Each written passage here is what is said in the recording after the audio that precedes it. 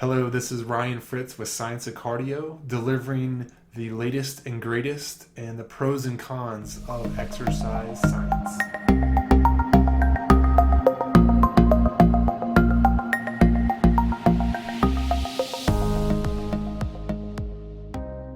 Hello, Ryan Fritz here, talking to you today about fasting, intermittent fasting, and time restricted eating, and also prolonged fasts. Time restricted eating is basically, being thoughtful or having a timeline on when you eat.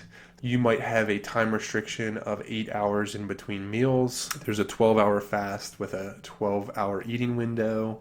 You can have a 16-hour fast with an 8-hour eating window.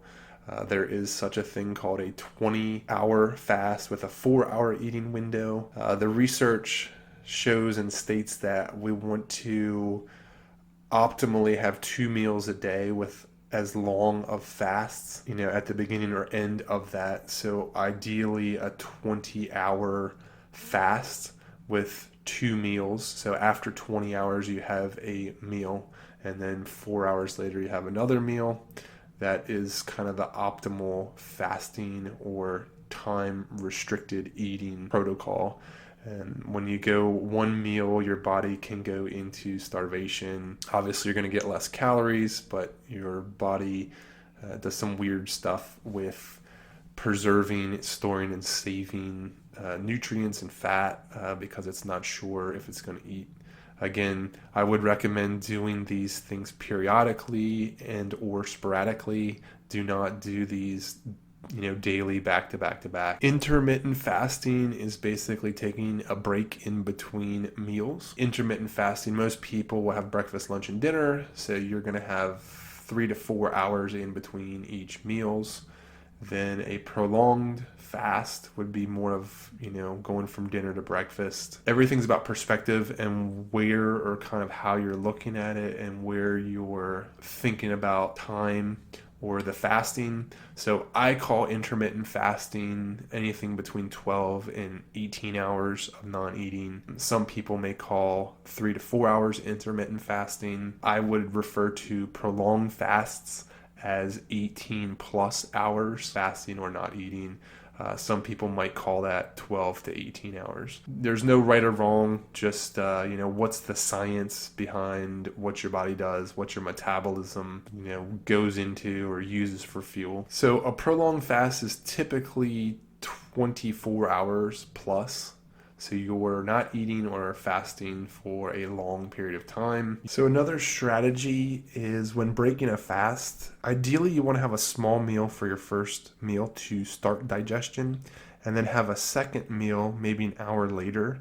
So this might be you just fasted for 20 hours and you're going to have a small, low glycemic and low calorie meal to kind of jumpstart or get your nervous system and digestive system working, and then you'd have a bigger, more traditional meal an hour or 2 hours after that jumpstart meal. Some examples of these kind of start the digestion process are these small meals. So we have the non-keto example. So rice cakes, seaweed flakes. They have iodine and low protein. So non-keto example would be rice cakes, seaweed flakes, and a iodine-based low protein in a small amount, something like a shrimp, maybe 3 to 4 shrimp, or a very small steak, grass-fed, non-GMO, grass-finished. Another example, non-keto, is having a faux meal with rice noodles, maybe some shrimps or scallops, again, to get that iodine and selenium in your body to help with your hormones, and maybe some chicken or beef broth. A keto example would be bologna with low or non-sugar, a lean protein, no garlic and no onions that stimulates too much insulin. Another keto example of a small breakfast or break fast meal would be kind of coconut oil or MCT oil, having that fat with a lean protein. Again, you can have a shake, you can have some small healthy steak or meat.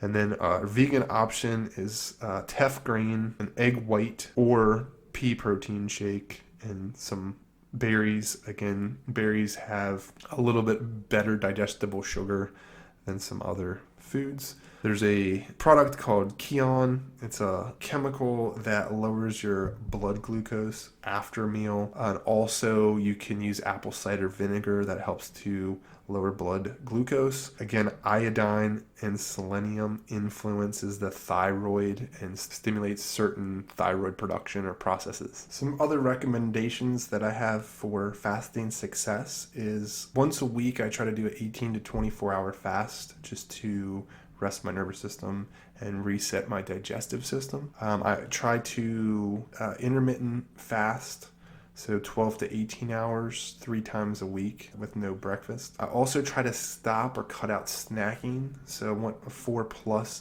hour of intermittent fasting between meals. Ideally 6 hours is optimal. I also drink daily lemon juice, apple cider vinegar. I have turmeric, and another good thing to add is cinnamon. All these influence either insulin or lowering your blood pressure or help towards speeding up or stimulating your thermogenic effects. Another thing I recommend is 7 to 10 cups of leafy greens per day. So having leafy greens, salad, or celery, some kind of vegetables throughout the day at every meal, a lot of vegetables. Sleep is huge. 8+ hours of sleep will help recovery.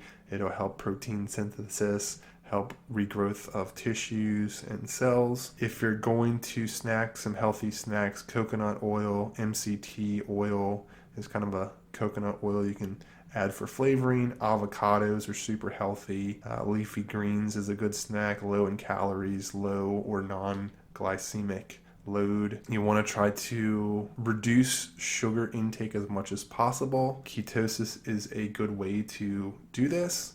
Ketosis is trying to minimize the amount of sugar goes in your body. So little to no sugar, ideally less than 30 grams a day.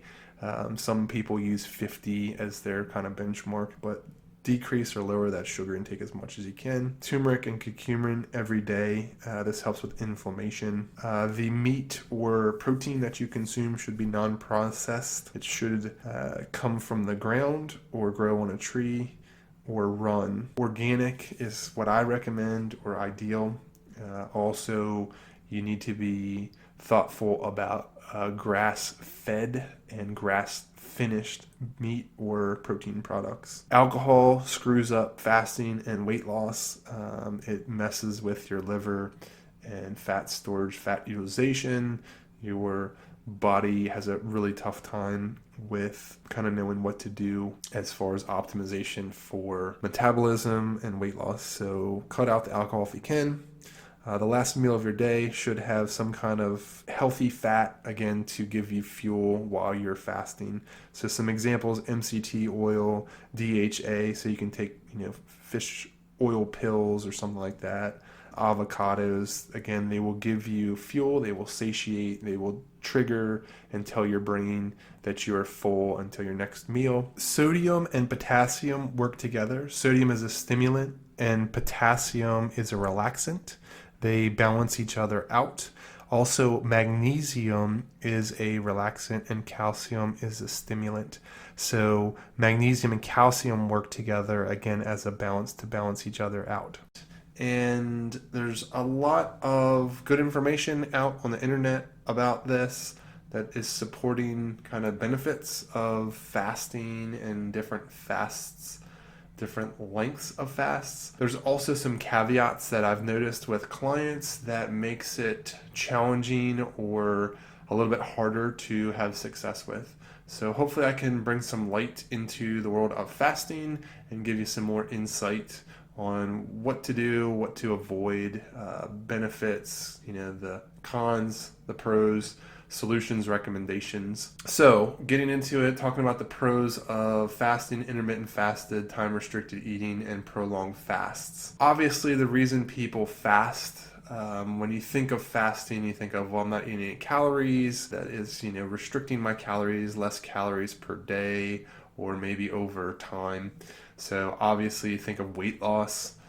It does happen because you are reducing the number of calories going into your system. Another reason why it helps with losing weight is because you're letting your nervous system in your digestive tract or your intestines relax. Most people do not let those relax. They wake up, they have breakfast, then they have, a snack, then lunch, then another afternoon snack when they're feeling tired, then they have dinner, then they have dessert, or watching a movie, they have popcorn. So they're constantly stimulating their body to create digestion.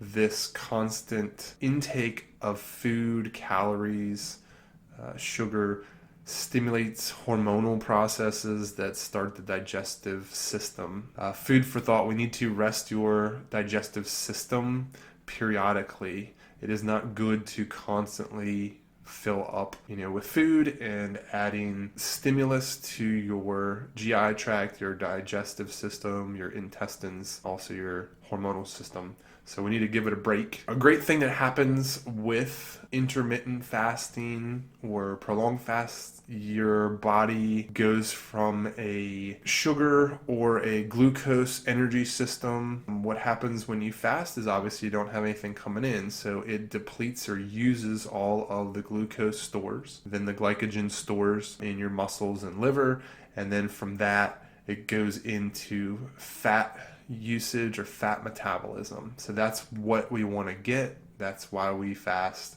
And those are, the reasons or the processes that have to happen in order to get to fat metabolism. That usually happens at about 13 hours of fasting. You start diving into fat metabolism. So another cool thing is called autophagy. Autophagy is kind of killing or depleting, getting rid of the damaged or weak, crappy, or dead cells in your body. So this is a kind of a recycling or vacuum or kind of cleaning of your blood system. So we need to do that. So when you don't consume things, that process can happen. They've also had some really interesting studies that date or show human growth hormone increases 12 to 18 hours after fasting. Again, we're trying to switch from that carb energy usage to fat metabolism. So I'll go into kind of the timeline of fasting, and these are, all good benefits. So let's dive into that. So at about 13 hours, you start getting into fat metabolism, or your body starts using fat as energy sources because it has gone through or depleted glucose stores, sugar stores. It's used everything up in your stomach, and it's needing fuel. And if there's no glycogen or glucose, then your body goes to another source. Fat is a great source. Our body is a awesome machine or computer that basically preserves itself from dying. So if you overeat or eat a lot of food, your body will use what it needs, and then it will store the rest for later. So the example I always use is, you're stranded on an island, and you don't have a lot of food available. So your body will kind of eat the fat as a source.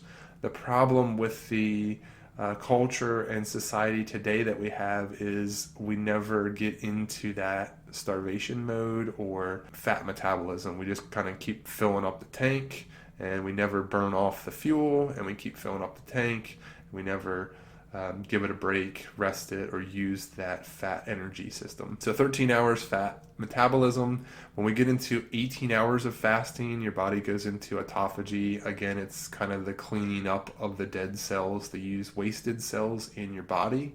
Very important. We need to do this on occasion.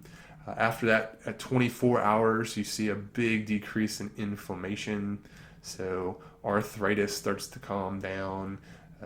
Cellular inflammation, nerve inflammation, all those things start to decrease. So pretty powerful info about kind of that longer fast. Then 36 hours, you see kind of protein sparing.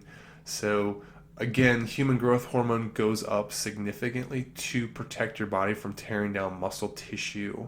So it's a protective mechanism your body has to preserve muscle. So they found that up to about 48 hours, your body will save or kind of maintain its muscle tissue. And after 48 hours, then it will start getting into kind of that protein usage. I usually try to do a 24-hour fast once a month. So, but again, there are benefits. So getting into more medical type of prolonged fast. So 48 hours, you have a lot of stem cell production increase. You have decreases in cancers, so the cancer cell gets starved of sugar and nutrients. Cancer and oxygen don't like each other. Cancer likes sugar, so if you can deplete that out of your body when you do have cancer, that will help out that process. Also, kind of that 48-hour mark, you see a big uptake in mitochondrial density, and the powerhouse of the cell becomes a lot more energized. And then at 72 hours, you have the stem cell production increase, and also your immunity goes up significantly. So those are all pros, benefits to fasting. Longer you fast, you get different benefits. Ideally, kind of that 12 to 18 hour window, you start seeing some pretty good benefits. Again, over 48 hours, you have potential protein or muscle usage. Again, depending on your goals and what you want or need, you can use those timelines to access different goals. So we'll get into the cons of fasting. So the biggest thing that I talk with clients about is they say, oh, well, I'm hypoglycemic, or I'm going to pass out if I don't eat. I don't think I could fast. It's really tough. It's really hard. The best recommendation I can say is try it. I use a meter called a ketone mojo meter, and it takes blood. So I prick myself and I get blood work. I can look at my glucose levels, and I can also look at my ketone levels. So ketones are that fat metabolism. Your body produces ketones when it doesn't have sugar, and it uses fat as energy. So I have a meter that I can check that. I've noticed that at about 22 hours, my body is the highest in ketosis, and after that, my ketone levels start to come down. So my body is adapted at the current moment at kind of that 22-hour mark. So getting that data and getting that blood sample really helps me to figure out, okay, well, what's the ideal time for me to fast? Do I need to be fasting for 36 hours?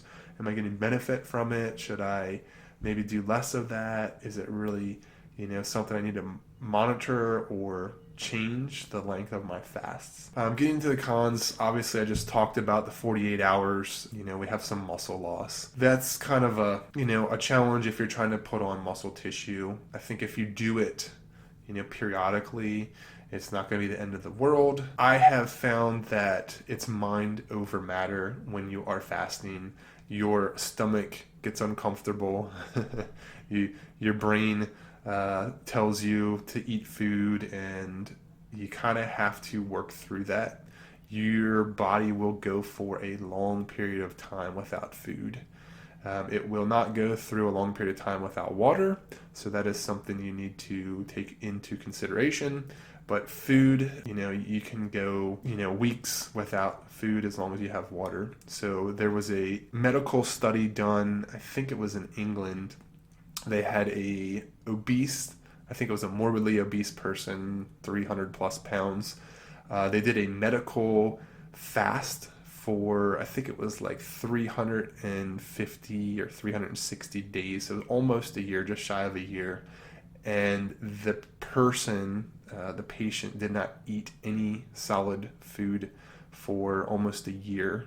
Now the doctors monitored and gave them supplements throughout this process. I think at the beginning they had kind of challenges with the electrolytes and some of the vitamins and nutrients. But anyways, this person lost 150 pounds from not eating anything. Again, medical supervised kind of case study, but food for thought. Obviously if you're going to do something for a long period of time, talk to your doctor before you get into it. So let's get back to the cons. So side effects of fasting, people have noticed that they feel cold when they're fasting. And what that is it's a conversation between the white fat cells and the brown fat cells. So your body's kind of confused. It's trying to switch into different energy and create heat. So our body gets heat from brown fat cells. So it wants to convert that fat into an energy source. That is a sensation that people get. Also, one thing I've noticed, and I hear a lot of people, is headaches. So the reason that you get headaches when fasting is typically because your electrolyte balance is off. So sodium, magnesium, potassium, zinc, water, those kind of all those minerals, nutrients, they get out of whack.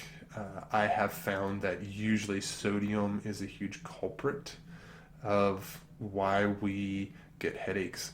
So I encourage you to learn, read up, and get some more info about your electrolytes and what drives kind of what sensations. There are certain electrolytes like magnesium that relaxes your nervous system. There are electrolytes like sodium or salt that stimulate your nervous system. So they work in conjunction and can do different things. These electrolytes that I just discussed help with nerve and muscle synapse contractions. So if you get cramps, the old story was, oh, you're low on potassium, eat a banana. Usually it's a dehydration thing. Your body's depleted of potassium. Some other side effects that people notice is bloating. Usually they're eating a lot of vegetables and they have a high fiber diet. So this messes with the gut biome or balance, and they'll notice a lot of bloating with longer fasts. The last thing is sleeplessness. People have trouble sleeping or can't stay asleep. Usually the kind of help or fix for this is they're not getting enough protein. So you might want to look at your protein intake, and you may want to think about bumping that up. So some solutions for intermittent fasting is I usually recommend people to intermittent fast every other day. Okay, the person, patient, or client to be spontaneous and sporadic with their fasting. If you go multiple days or a lot of days fasting, your body is going to go into starvation mode. It is going to start saving fat because it thinks it's dying. Just like strength training, just like cardiovascular training, we have to create a challenge or stress to your body. We have to rest it, let it recover, then stress it again. Then we do that frequently, a couple times a week, and we do that over time. That creates adaptation. So nutrition is the same principle or concept. We want to challenge your body every other day to create this caloric deficit.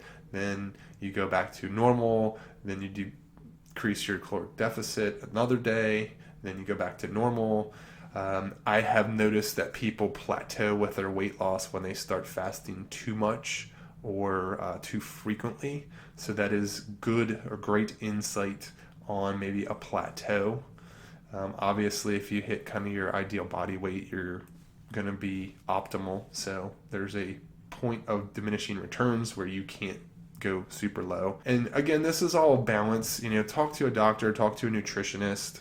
Talk to somebody that's experienced it. You have to experiment with it. It's definitely a challenge, just like, running a marathon or a 10K or strength training. You're trying to push your body. Sometimes I will go maybe 2 days where I fast and then I'll take a day off. It just, the idea is to change and stimulate your body, challenge it in different ways. Another thing I recommend is to do a 24 to 36 hour fast monthly. There are no specifications or guidelines for this.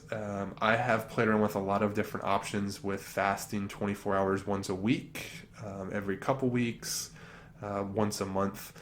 I definitely think that it is important to rest your stomach, rest your gut, rest your digestive system and your nerves in your digestive system. So I highly encourage or recommend at least once a month you're doing a 24-hour fast.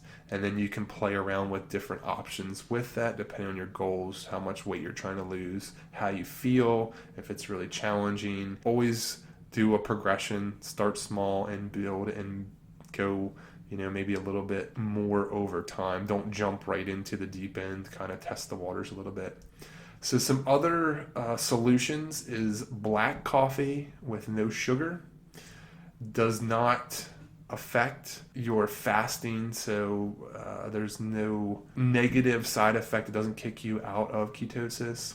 Also, green tea does the same thing. It actually, black coffee and green tea increase or intensify the fasting and fat metabolism. So I highly encourage, if you do green tea or black coffee with no sugar, that will actually help stimulate. And that's the caffeine boosts ketones and also helps with fat usage. Good recommendations. That might be a solution if you're struggling with a 24-hour fast. You can go to black coffee with no sugar, no dairy, no creamer, or a green tea. Recommendations. So things that do not break a fast are things that don't have calories. So you're trying to look for no calories.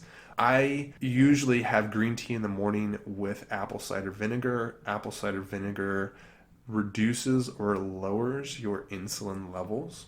That's kind of my breakfast go-to. I do not like coffee. If you do like coffee, recommend, no sugar, no creamer, just straight black. Salt is another thing that doesn't break a fast. Electrolyte water. Again, the premise is 0 calories, minimal stimulus to your body. Cinnamon has a metabolic kind of need or demand, kind of speeds up your metabolism. Again, no calories. So when you are fasting, it is important to be cognizant of breaking your fast. When you have breakfast, or AKA break fast, it is important to not mix carbs and fat. Basically, when you have your first meal after fasting, your body is super insulin sensitive, so your body wants to absorb any nutrients that it can get. So avoid or stay away from mixing carbs and fats. Essentially, the carbs open up your cells and the fats get pulled into the cells. So if you're trying to put on fat, that is the recommendation. Have carbs and fats. The American diet is very heavy carbs and high fats. If you think of McDonald's, you have this high carb, lots of calories, high fat content. So stay away from that. Usually kind of the breakfast that I'll do is I will have a low glycemic carb with a protein. So an example might be a clementine orange with a protein shake. And then I'll have also kind of my vitamins to go with that. Again, your body's very absorbent when you break a fast. So hopefully that's helpful to you, and be thoughtful about what you're eating. You can have fat and protein. You can have protein with carbs, but you do not want to have carbs and fats. Okay. Also, another good recommendation is keep strength training. This will help preserve the muscles. Again, if you fast for a long period of time, human growth hormone will go up. So after fasting, it's a good time to strength train because you have this higher kind of growth hormone in your body. So that's a advantage that you can use to help you build muscle tissue. At the end of a fast, you can have salt water a couple hours before you break your fast. And there's a hormone that gets stimulated. It's called aldosterone. Also, cinnamon lowers blood sugar. Iodine or shellfish, things like shrimp. Pea protein. You can have a lean, organic, grass-fed, grass-finished beef. These things have zinc, which really help stimulate the thyroid that gets your hormones kind of doing its thing.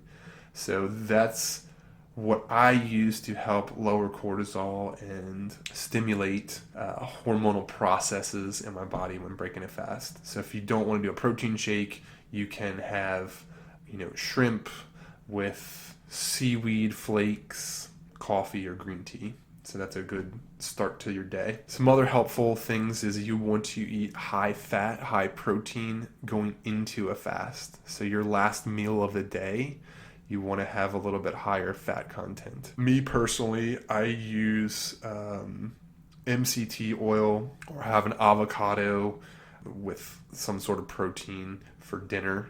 That fat will trigger kind of usage or fat metabolism as you go into ketosis.